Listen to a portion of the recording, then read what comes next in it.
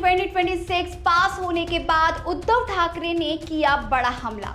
क्या है पूरा मामला, आइए जानते हैं। नमस्ते नमस्कार, मैं हूं विदित सिंह और आप देख रहे हैं 4PM महाराष्ट्र। जी हां, महाराष्ट्र की राजनीति में इन दिनों एक नया कानून चर्चा का केंद्र बना हुआ है। 16 मार्च 2026 की रात महाराष्ट्र विधानसभा में फ्रीडम ऑफ रिलीजन बिल 2026 को पास कर दिया गया, जिसके बाद राज्य की सियासत से लेकर सामाजिक संगठनों तक बहस तेज हो गई है। सरकार का दावा है कि यह कानून जबरदस्ती और धोखे से किए जाने वाले धर्मांतरण को रोकने के लिए लिया गया है, जबकि विपक्ष और कई सामाजिक संगठनों ने इसके कुछ प्रावधानों पर सवाल उठाए हैं। तो आखिर क्या है यह बिल, क्यों हो रही है इस पर इतनी राजनीति और क्या पड़ सकता है इसका आम लोगों पर असर, आइए पूरी खबर विस्तार से समझते हैं।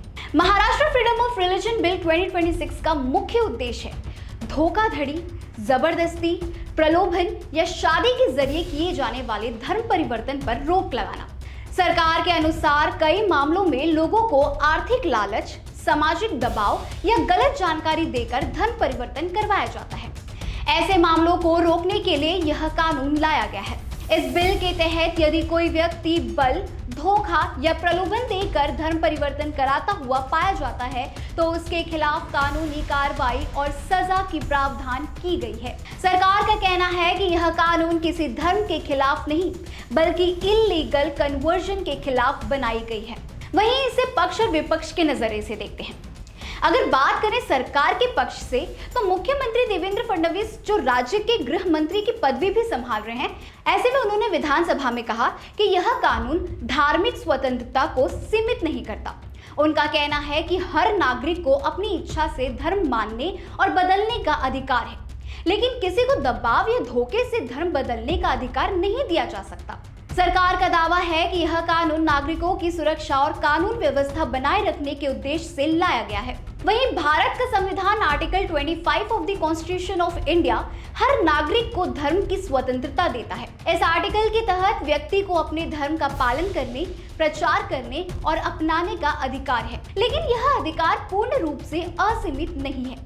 संविधान सार्वजनिक व्यवस्था, नैतिकता और स्वास्थ्य के आधार पर उचित प्रतिबंध लगाने की अनुमति भी देता है। सरकार का कहना है कि यह नया कानून इन्हीं संवैधानिक सीमाओं के भीतर बनाया गया है।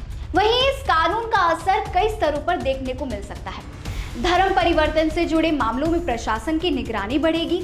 वहीं धार्मिक संगठनों की गतिविधियों पर नजर रखी जा सकती है। वहीं अगर तीसरे पॉइंट से देखा जाए तो अंतर धार्मिक विवाहों से जुड़े मामलों में जांच की संभावना बढ़ सकती है। सरकार इसे सुरक्षा का कदम बता रही है, लेकिन आलोचकों का कहना है कि इससे व्यक्तिगत स्वतंत्रता प्रभावित हो सकती है। वहीं विपक्षी दलों और संगठनों की बात की जाए तो उन्होंने इस पर चिंताएं जताई है, जहां उनका कहना है कि यह तय करना मुश्किल होगा कि धर्म परिवर्तन स्वेच्छा से हुआ है या दबाव में। कानून का गलत इस्तेमाल होने की संभावना से इनकार नहीं किया जा सकता, लेकिन निजी फैसलों में सरकारी दखल बढ़ सकती है। इन्हीं सवालों के बीच अब राजनीतिक प्रतिक्रियाएं भी सामने आने लगी हैं। वहीं बिल पास होने के बाद विपक्षी दल उद्धव ठाकरे की प्रतिक्रिया सामने आई है। जी हां, महाराष्ट्र में पास हुए फ्रीडम ऑफ रिलीजन बिल 2026 को लेकर अब सियासत तेज हो गई है। शिवसेना प्रमुख उद्धव ठाकरे ने इस बिल पर प्रतिक्रिया देते हुए एक अहम बयान दिया है। वहीं उद्धव ठाकरे ने कहा है कि अगर कोई व्यक्ति धमकी या दबाव डालकर धर्मांतरण कराता है तो उसके खिलाफ सख्त कार्रवाई होनी चाहिए। उन्होंने कहा कि ऐसे मामलों को रोकने के लिए कानून जरूरी है और उनकी पार्टी इस बिल का समर्थन करती है, लेकिन इसके साथ ही उन्होंने एक बड़ा सवाल भी उठाया। उन्होंने कहा कि अगर किसी को सीबीआई और ईडी की धमकी देकर दबाव बनाया जाता है तो ऐसे मामलों के लिए भी कानून बनाया जाना चाहिए। यानी उद्धव ठाकरे का साफ कहना है कि कानून का इस्तेमाल हर तरह के दबाव के खिलाफ होना चाहिए, सिर्फ धर्मांतरण तक सीमित नहीं रहना चाहिए। वहीं राजनीतिक जानकारों के मुताबिक यह बयान कानून के समर्थन के साथ साथ केंद्र सरकार और जांच एजेंसियों की भूमिका पर भी अप्रत्यक्ष सवाल उठाता है। अगर कुल मिलाकर देखें तो Maharashtra freedom of religion bill 2026 अब सिर्फ एक कानून मुद्दा नहीं रहा, बल्कि राजनीतिक और सामाजिक बहस का एक बड़ा विषय बन चुका है। एक तरफ सरकार इसे नागरिकों की सुरक्षा और धार्मिक स्वतंत्रता की रक्षा का कदम बता रही है, तो वहीं विपक्ष इसके संभावित दुरुपयोग को लेकर सवाल उठा रहे हैं। अब सबसे बड़ा सवाल यही है, क्या यह कानून अवैध धर्मांतरण पर रोक लगाएगा? या फिर आने वाले समय में नई राजनीतिक बहसों को जन्म देगा? आपकी इस पर क्या राय है, हमें ये कमेंट सेक्शन में लिखकर जरूर बताएं। ऐसे ही बड़े तमाम खबरों के लिए देखते रहिए 4PM महाराष्ट्र।